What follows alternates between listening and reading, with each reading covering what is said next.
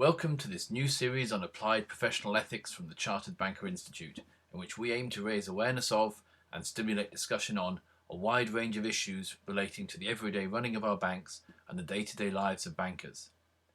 I'm Simon Thompson, Chief Executive of the Institute and one of the co-authors of the series. The 2007 earthquake laid bare the bedrock of banking ethics, an industry based on trust.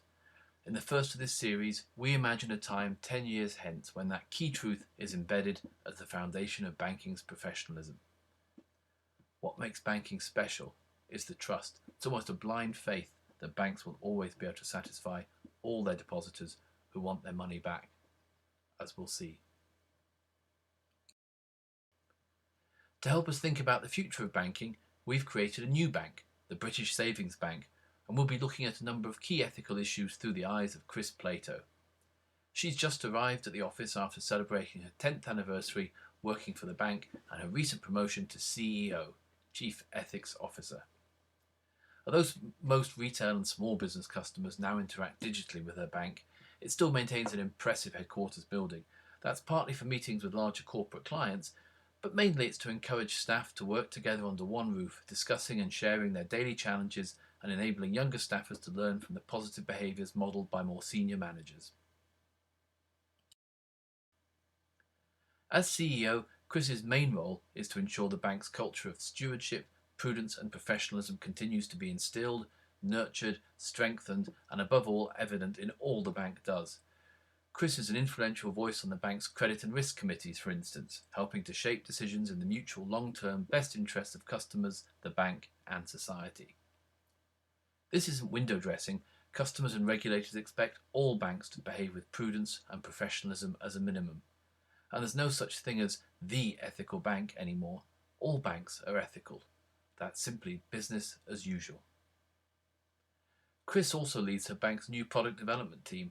They ensure that all retail and corporate products are truly in customers' best interests.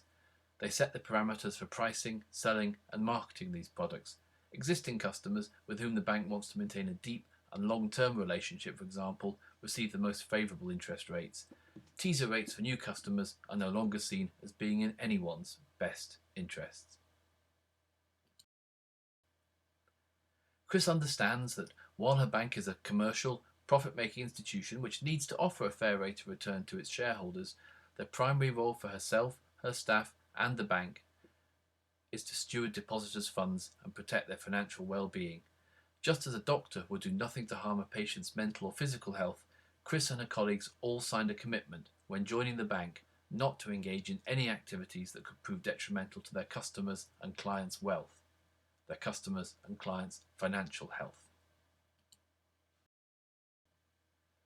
During her 10 years with the bank, Chris is proud of the good understanding she's developed about the positive role she can play helping individuals and businesses achieve their ambitions.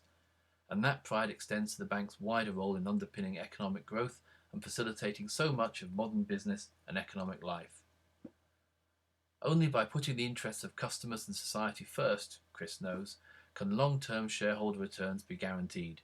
Chris and her bank think of themselves first and foremost as privileged custodians of their customers' assets, as well as of wider societal assets. They treat these with all the respect implied by their bank's founding CEO, Albert Schweitzer, who observed, "Ethics is nothing else than reverence for life."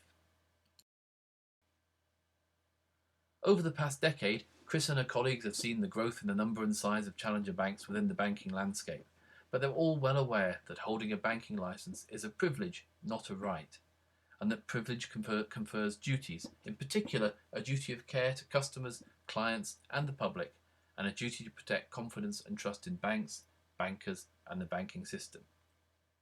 They know that banking is special. They know that what makes it special is the trust, perhaps better described almost as a blind faith, that lies at the heart of the whole system. This is the trust that bankers will always be able to satisfy all their depositors who want their money back. Yet Chris and her colleagues, and she presumes most if not all of her customers, are only too keenly aware how far this expectation is tempered with one unavoidable reality. If all customers did indeed ask for their money back at the same time, no bank, in fact no banking system, will be able to survive that run. She accepts that trust is at the very heart of the societal bargain which vests banks with their unique status. She sees that customers and investors alike trust banks to manage their assets and liabilities, and she senses that this duty of trust is every bit as great as in most other professions, that the fiduciary relationship is just as significant between a banker and a customer as, say, the professional relationship between a lawyer and a client or a doctor and their patient.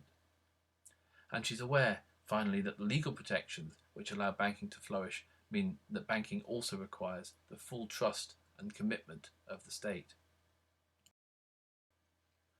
Chris and her counterparts across the banking industry are determined never to test the individual and institutional boundaries of this trust again, as had happened so dangerously a decade and a half before. They're determined to help sustain a banking industry that has now regained and once more deserves the trust of customers and of society as a whole, and they're proud of this achievement. She's come to appreciate this as an achievement founded on a solid understanding of the ethical issues inherent in banking. She grasps the essence of her profession as the degree to which her customers have placed in her their complete trust and confidence to manage and protect their money, and her parallel obligation to act wholly for their benefit. This is the kind of banking which we, as the authors of this new series on banking ethics, want to play our part in creating, building on the foundations for a revitalised banking profession currently being laid. Future articles will examine the personal, professional and organisational challenges bankers of today face in striving for that goal. Thank you for listening. Please visit our other case studies and discovery sessions in the ECC, the Ethics, Culture and Conduct Toolkit, and share your views with other session participants and with me on our discussion forum. And please remember to record your time as professionalism and ethics on your CPD logbook. Thank you.